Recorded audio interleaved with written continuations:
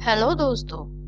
तो चलिए आज शुरू करते हैं द चैम्बर ऑफ सीक्रेट के दूसरे चैप्टर जाबी के चेतावनी के साथ। हैरी जैसे जैसे अपनी चीख रोकने में कामयाब हो गया, परंतु ये बहुत करीबी मामला था। बिस्तर पर बैठे उस छोटे से जीव के कान चमगादड़ जितने बड़े थे। उसकी बाहर निकलती हरी आंखें टेनिस की गेंद जितनी बड़ी थी। हैरी तुरंत समझ गया कि ये जीव सुबह बगीचे की झाड़ियों में उसे देख रहा था। जब वे एक दूसरे की तरफ घूर रहे थे, तभी हैरी को हाल से आने वाली डडली की आवाज सुनाई दी। मैसन अंकल, आंटी, लाइए मैं आपके कोट संभाल कर रख दूं। वो जीव बिस्तर से उतरा और उसने अभिवादन में अपना सिर इतना नीचे झुकाया कि उसकी लंबी पतली नाक गलीचे को छूने लगी। वो एक ऐसी चीज पहने था जो किसी तकिए के पुराने कबर्ड जैसी दिख रही थी, जिसमें हाथ पैर डालने के लिए छेद कर दिए गए हो। हैरी ने परेशानी भरे अंदाज में कहा, ओ हेलो हैरी पॉटर, उस जीव ने ऊंचे सुर वाली आवाज में कहा, जिसे सुनते ही हैरी को विश्वास हो गया कि ये आवाज सीढ़ियों के नीचे तक जरूर पहुंचेगी। जाबी बहुत समय से आपसे मिलना चाहता था सर। ये बड़े सम्मान की बात है। धन्यवाद, थैंक यू, हैरी ने कहा और दीवार के किनारे से चलते हुए अपनी कुर्सी में धंस गया। इस कुर्सी के पास ही वो बड़ा पिंजरा रखा था जिसमें हेडविग सो रही थी। हैरी पूछना चाहता था, तुम क्या हो, परंतु फिर उसने सोचा कि ऐसा पूछना अच्छा नहीं लग रहा है, इसीलिए उसने पूछा, तुम कौन हो? उस विचित्र जीव ने जवाब दिया, डबी सर, सिर्फ डबी। डबी एक घरेलू जिन। अच्छा, सचमुच? हैरी ने कहा, देखो मुझे गलत मत समझना, परंतु मेरे बेडरूम में घरेलू जिन के आने के लिए ये कोई बहुत अच्छा समय नहीं है। ड्राइंग रूम से पेटूनिया आंटी की तेज बनावटी हंसी सुनाई दे रही थी। घरेलू जिन ने अपना सिर लटका लिया। हैरी ने तुरंत कहा, ऐसी बात नहीं है कि मुझे तुमसे मिलकर खुशी नहीं हुई, परंतु क्या तुम किसी खास कारण से यहाँ आए हो?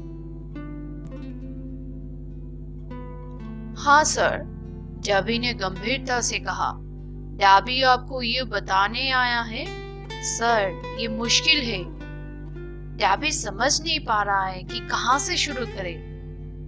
बैठ जाओ, हैरी ने बिस्तर की तरफ इशारा करते हुए विनम्रता से कहा।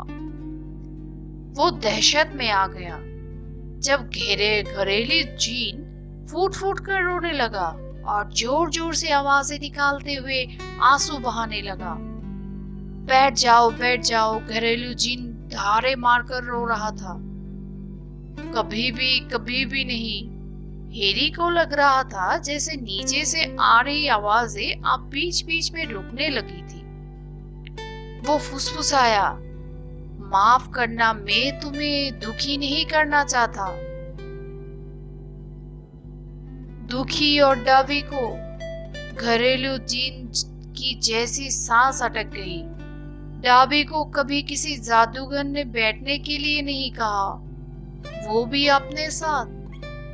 हैरी श्श कहते हुए एक साथ जीन को चुप करने और खुश दिखने की कोशिश कर रहा था।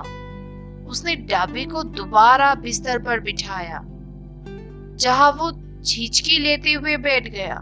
वो किसी बड़ी और बहुत बदसूरत गुड़िया की तरह दिख रहा था। आखिरकार उसने खुद को संभाला और फिर अपनी बड़ी आंखें में आंसू भरकर हैरी को भक्ति भाव से एकाएक देखने लगा। हैरी ने उसे खुश करने की कोशिश करते हुए कहा, तब तो तुम्हें अच्छे जादूगर नहीं मिले होंगे। डैबी ने अपना सिर हिलाया। फिर बिना किसी चेतावनी के वो उछला, अपना सिर तेजी से खिड़की पर फटकने लगा। साथ ही वो चिल्लाता जा रहा था, बुरा डैबी, बुरा डैबी, मत करो, ये तुम क्या कर रहे हो। हैरी कुर्राया और उसने उछलकर डैबी को दोबारा बिस्तर पर खींच लिया। इस उठापटक से हेडविग जाग गई। एक बार तेजी से चीखने के बाद वो पिंजरे की छड़ों पर बेतहाशा पंख मारने लगी। डैबी को खुद को सजा देना ही था सर, घरेलू जीन में व्यंग्य आवाज में देखते हुए कहा।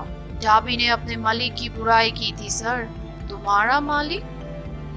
वो जादूगर परिवार जहाँ डैबी गुलाम है। सर, डैबी एक घरेलू जीन है।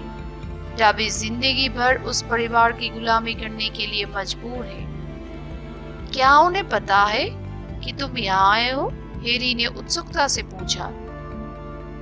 डैबी कांप गया। अरे नहीं सर, बिल्कुल नहीं। आपसे मिलने आने के लिए डैबी खुद को बहुत बुरी सजा देगा। इसके लिए डैबी अपने कान ओवन में बंद करेगा। अगर उन्हें कभी पता पड़ जाए तो।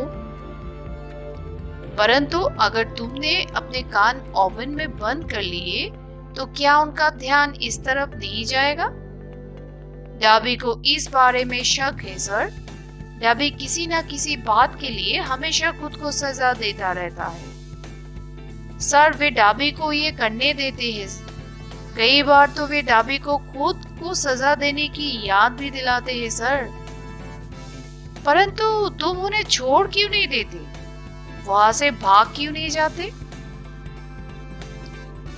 घरेलू जीन को आजाद करना पड़ता है सर, और वो परिवार डैबी कभी को नहीं छोड़ेगा। डैबी को मरते दम तक उस परिवार की गुलामी करना पड़ेगा सर। हैरी उसे ढूंढने लगा। हैरी बोला, और मैं इस बात पर परेशान हो रहा हूँ कि मुझे यह 4 सप्ताह और रुकना पड़ेगा। तुम्हारी बात सुनकर तो डर्सली दंपति लगभग इंसान लगने लगे हैं। क्या कोई तुम्हारी मदद कर सकता है? क्या मैं ऐसा कर सकता हूँ? ये कहते ही हैरी एकदम से समझ गया कि उसे ये नहीं करना चाहिए था, क्योंकि डैबी एक बार फिर जोर जोर से कृतज्ञता से आंसू बहाने लगेगा। हैरी बेचैन होकर फुसफुसाया, मेहरबानी करके शांत रहो। अगर डर्सली दंपति ने सुन लिया, अगर उन्हें पता चल गया कि तुम यहाँ हो। हैरी पॉटर पूछ रहे हैं कि क्या वे डैबी की मदद कर सकते हैं? डैबी ने अपनी महानता के बारे में सुना था सर, परंतु डैबी को ये पता नहीं था कि आप इतने दयालु हैं। हैरी का चेहरा लाल हो गया। उसने कहा, तुमने मेरी महानता के बारे में जो भी सुना है वो सब बकवास है। मैं हॉगवर्ट्स में अपनी क्लास में फर्स्ट तक नहीं आया। हरमायनी आई थी वो, परंतु उसने अधूरा छोड़ दिया क्योंकि हरमायनी के बारे में सोचना बहुत कष्टदायक था। हैरी पॉटर विनम्र और सज्जन है, डैबी ने सम्मान से कहा। उसकी गेंद जैसी आंखें अब चमक रही थी। हैरी पॉटर ने उस जादूगर को हराने का जिक्र तक नहीं किया जिसका हम नाम भी नहीं ले सकते। हैरी बोला, वोल्डेमॉर्ट? डैबी अपने चमगादड़ जैसे कानों पर हाथ ठोकते हुए दर्द भरी आवाज में बोला, उसका नाम मत लीजिए सर, नाम मत लीजिए। सॉरी, हैरी ने तुरंत कहा। मैं बहुत से लोगों को जानता हूँ जो उसका नाम लेना पसंद नहीं करता। मेरा दोस्त रॉन। वो एक बार फिर रुक गया। रॉन के बारे में सोचना भी बहुत कष्टदायक था। डैबी हैरी की तरफ झुका और उसकी आंखें किसी हेडलाइट की तरह चोरी दिख रही थी। वो भरे गले से बोला, डाबी ने सुना है कि अभी कुछ सप्ताह पहले ही हैरी पॉटर उस शैतानी जादूगर से दूसरी बार टकराया था और एक बार फिर हैरी पॉटर बच गया। हैरी ने सिर झुकाया और डाबी की आंखें अचानक आंसुओं से चमकने लगी। ओ सर, उसने हाँफते हुए कहा। गंदे तकिए जैसी जो चीज उसने पहन रखी थी, उसके कोने से अपना मुंह पोंछते हुए वो आगे बोला, हैरी पॉटर बहादुर और साहसी है। वो बहुत से खतरों को जीत चुका है, परंतु डाबी हैरी पॉटर को बचाने आया है, उसे सावधान करने आया है। चाहे बाद में डाबी को इसके लिए अपने कान ओवन में बंद करना पड़े, हैरी पॉटर को हॉगवर्ट्स वापस नहीं जाना चाहिए। एक खामोशी सी छा गई, जो सिर्फ नीचे की मंजिल से आ रही चूड़ी काटो और बर्नन अंकल की आवाजों से टूट रही थी। क्या? हैरी ने हकलाते हुए कहा। परंतु मुझे वापस जाना ही होगा। स्कूल 1 सितंबर से शुरू होगा। इसी कारण तो मुझे ये सब बर्दाश्त करने की शक्ति मिल रही है। तुम नहीं जानते कि यहाँ रहना कितना मुश्किल है। मेरी जगह इन लोगों की दुनिया में नहीं है, मेरी जगह तुम्हारी दुनिया में है, हॉगवर्ट्स में है। नहीं नहीं नहीं, डाबी ने छू छू करते हुए कहा और उतनी तेजी से अपना सिर हिलाया कि उसके कान फड़फड़ाने लगे। हैरी पॉटर को वही रुकना चाहिए जहां वो सुरक्षित रहे। वो इतना ज्यादा महान है, इतना ज्यादा नेक है कि उसे गवाया नहीं जा सकता। अगर हैरी पॉटर हॉगवर्ट्स जाएगा तो उसकी जान को खतरा है। हैरी ने आश्चर्य से पूछा, क्यों? एक साजिश है हैरी पॉटर। इस साल हॉगवर्ट्स जादूगरी और तंत्र के विद्यालय में भयानक घटनाएं होने वाली है। डाबी फुसफुसाया और अचानक कांप गया। डाबी ये बात महीनों से जानता है सर। हैरी पॉटर को अपनी जान जोखिम में नहीं डालना चाहिए। आपकी जिंदगी बहुत कीमती है सर। हैरी ने तत्काल पूछा, कौन सी भयानक घटना है? ये साजिश कौन कर रहा है? डाबी ने गला रोते जैसी एक अजीब सी आवाज निकाली और पागलों की तरह अपना सिर दीवार पर पटकने लगा। हैरी चिल्लाया, ठीक है, और उसने डाबी को रोकने के लिए उसकी बाह पकड़ ली। मैं समझ गया, तुम नहीं बता सकते, परंतु तुम मुझे चेतावनी क्यों दे रहे हो? अचानक उसके मन में एक अप्रिय विचार आया। जरा ठहरो, कहीं इसका संबंध वो माफ करना तुम जानते हो कौन से तो नहीं है? तुम सिर्फ हाँ या ना में सिर हिला दो। उसने तेजी से जोड़ा। जब डाबी का सिर एक बार फिर चिंताजनक रूप से दीवार के पास पहुंचा, डाबी ने धीमे से इनकार में अपना सिर हिलाया। नहीं, वो नहीं है जिसका नाम नहीं लिया जा सकता सर। परंतु डाबी की आंखें चौड़ी थी और ऐसा लग रहा था जैसे वो हैरी को कोई सुराग देने की कोशिश कर रहा है। बहरहाल हैरी को कुछ समझ में नहीं आया। उसका कोई भाई तो नहीं है? डाबी ने एक बार फिर इनकार में सिर हिलाया। अब उसकी आंखें पहले से भी ज्यादा चौड़ी हो गई थी। तो फिर मुझे नहीं पता कि हॉगवर्ट्स में भयानक घटनाएं और कौन करवा सकता है, हैरी बोला। मेरा मतलब है, एक बात तो ये है कि वह डंबलडोर है।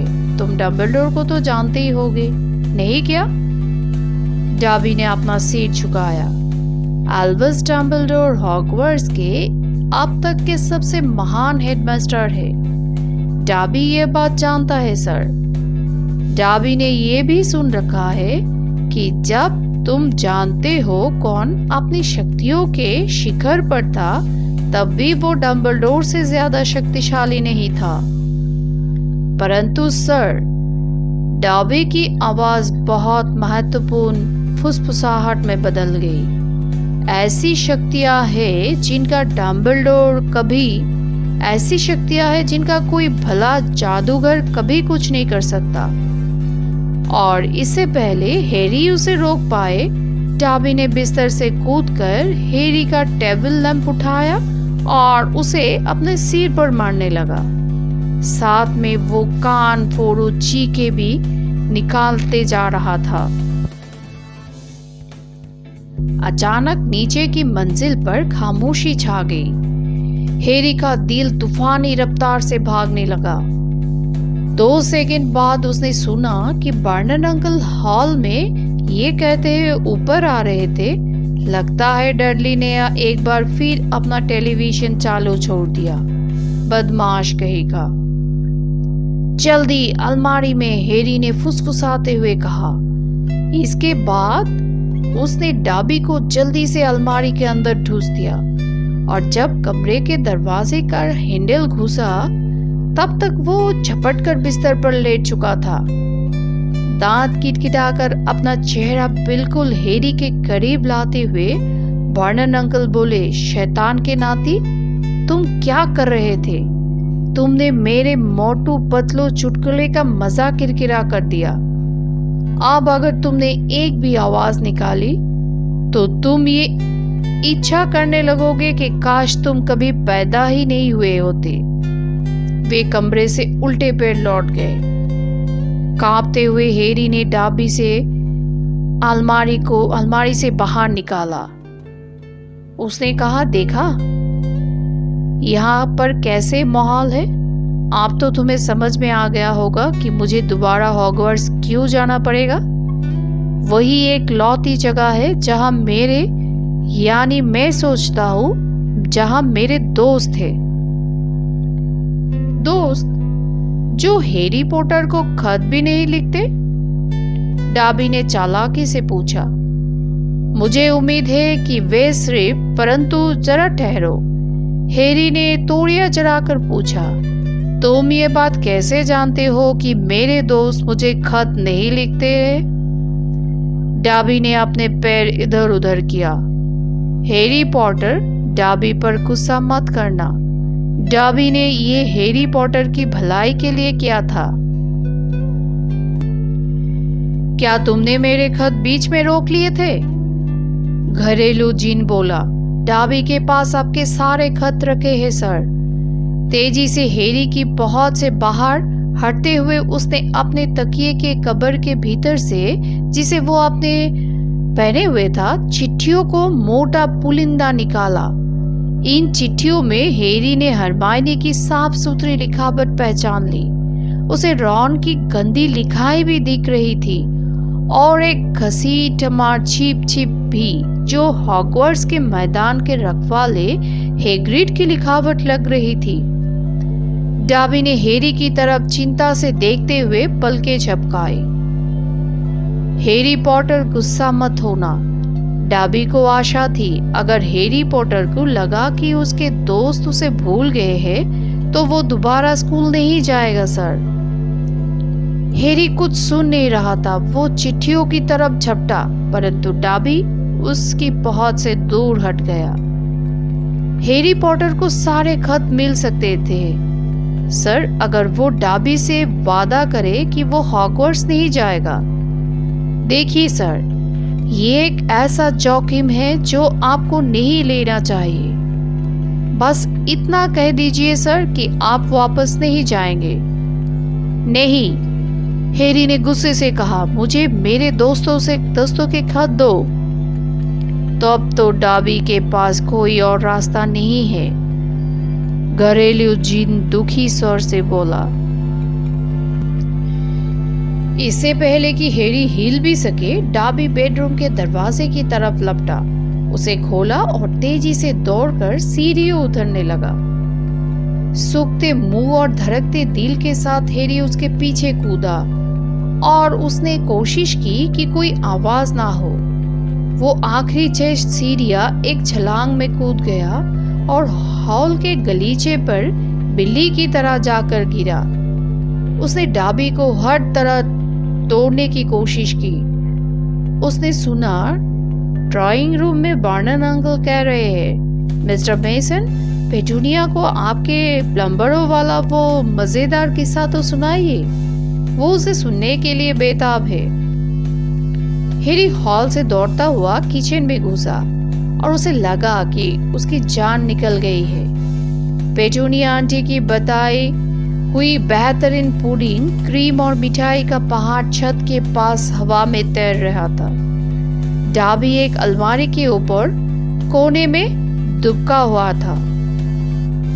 हैरी ने ठहरे ठहरे जैसी आवाज में कहा, नहीं प्लीज, वे मुझे जान से मार डालेंगे। हैरी पॉटर कहे कि वो दोबारा स्कूल नहीं जाएगा। डाबी प्लीज कहिए सर। मैं नहीं कह सकता। डाबी ने उसे दुख भरी निगाहों से देखा। तब तो डाबी को ये करना ही पड़ेगा सर, हैरी पॉटर के भले के लिए। दिल दहलाने वाली आवाज के साथ पुडिंग फर्श पर गिरी। कांच का बर्तन टूटने की वजह से क्रीम खिड़कियों और दीवारों पर फैल गई। छड़ी घुमाने जैसी आवाज के साथ डाबी गायब हो गया। ड्राइंग रूम से चीखें सुनाई दी और बर्नन अंकल तेजी से किचन में घुसे। उन्होंने देखा कि हैरी सदमे में खड़ा था और सिर से पेट तक पेटूनिया आंटी की पुडिंग में नहा रहा था।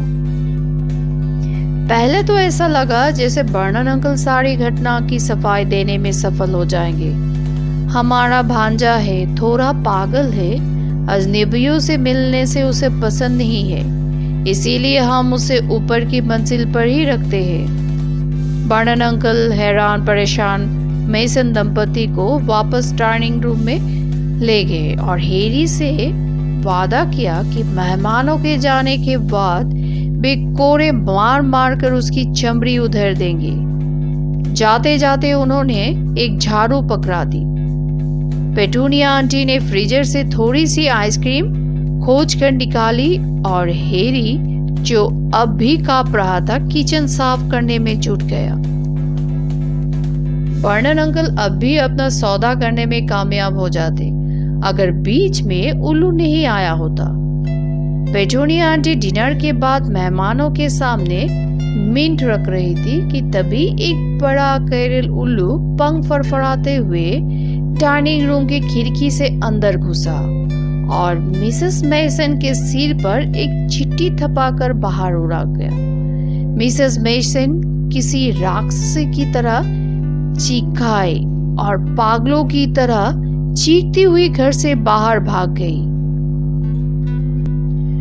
मिस्टर मेसन डर्सली दंपति को सिर्फ ये बताने के लिए रुके कि उनकी पत्नी पक्षियों से बुरी तरह डरती थी और उन्होंने ये भी कहा कि उन्हें ये मजाक पसंद नहीं आया था।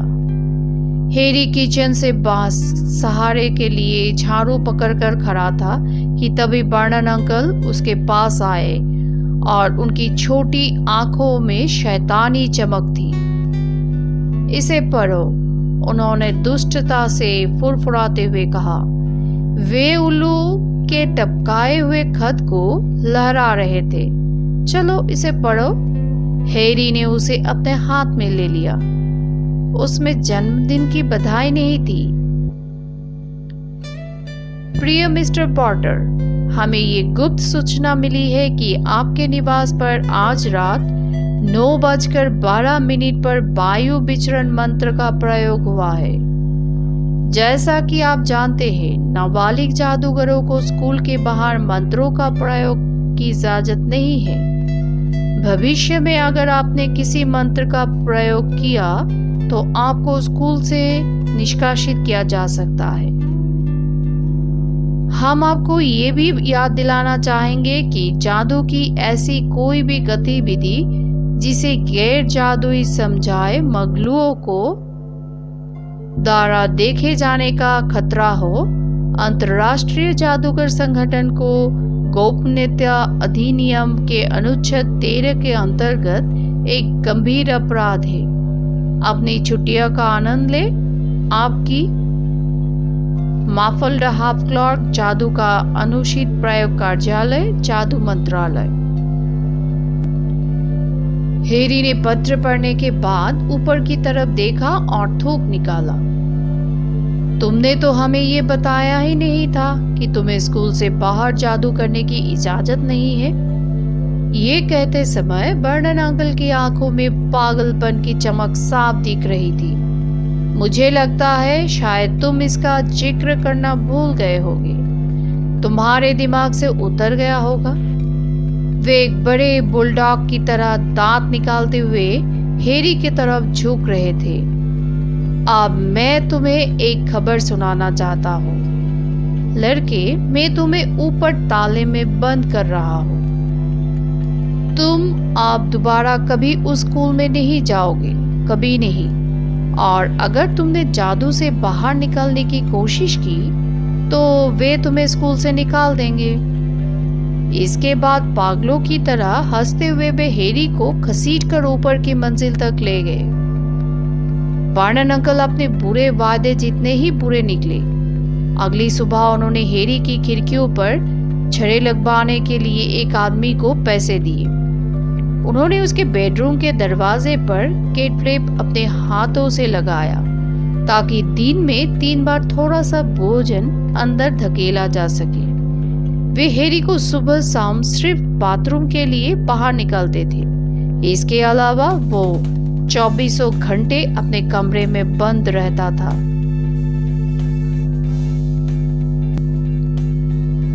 तीन दिन बाद भी डर्सली दंपति किसी तरह की छूट देने के मूड में नहीं दिख रहे थे और हैरी को इस स्थिति से बाहर निकलने का कोई रास्ता दिखाई नहीं दे रहा था।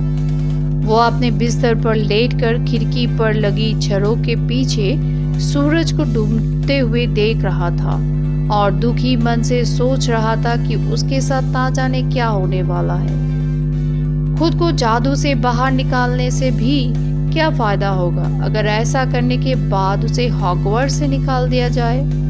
परंतु प्रिवी ड्राइव में जीवन अब तक सबसे निराशाजनक स्थिति में पहुंच गया था।